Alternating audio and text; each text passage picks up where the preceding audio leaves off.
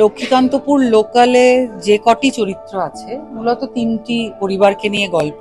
তিনটে পরিবারে তিনজন, আমি, পাওলি এবং সায়নী, আমরা তিনজন লোকাল লক্ষ্মীকান্তপুর লোকালে করে যাই এবং আমরা সেই সূত্রে আমাদের বন্ধুত্ব, আমরা একই জায়গায় থাকি। কিন্তু সব থেকে মজার যে ব্যাপার, এই ছবির নামটা কিন্তু ট্রেন জার্নির উপরে নয়। একটা লক্ষ্মীকান্তপুর লোকাল কি একটা অনেকটা জায়গা জুড়ে অনেক মানুষকে কানেক্ট করে, একটা জায়গা থেকে কিছু জনকে তোলে আরেকটা স্টেশনে নামিয়ে দেয়, এবং এই জার্নিটা যেতে যেতে সবার সঙ্গে সবার যে একটা সম্পর্ক তৈরি হয়, সেই সম্পর্কেরই ছবি হচ্ছে আমাদের লক্ষ্মীকান্তপুর লোকাল।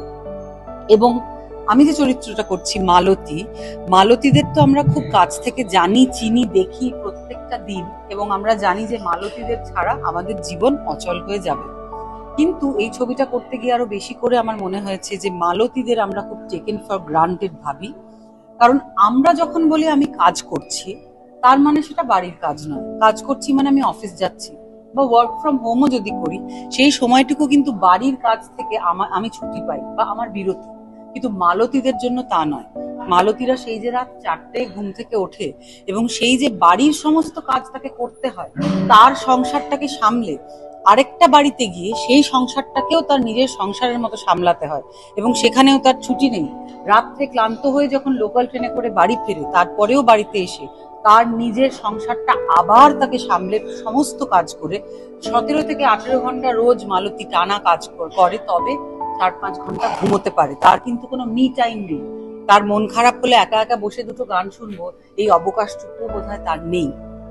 কাজেই আমরা সোশ্যালি একটা উচ্চ স্তরে আছি বলে সবসময় যে আমাদেরই খারাপ লাগার অধিকার আছে বা আমরা যে সবসময় ঠিক, এটা ভাবাটা ঠিক নয়। তারাও মানুষ, তাদেরও খারাপ লাগা আছে, শরীর খারাপ হতে পারে, কোনোদিন মন খারাপ হতে পারে, তাদেরও ভুল হতে পারে। তো টেকেন ফর গ্রান্টেড আমরা যদি তাদের না নিই, এবং আমরা যে ভুল আমরাও করতে পারি, এবং সেক্ষেত্রে আমরাও যদি বলি সরি, তোমার খারাপ লেগেছে বা তোর খারাপ লেগেছে বা আমার এটা ভুল হয়েছে, এটা বলতে আমাদের প্রচন্ড ইগো হার্ট হয় হয়তো, কিন্তু সেটাও কখনো বলা দরকার। এই ছবিটাতে কিন্তু এটাও আমরা দেখেছি।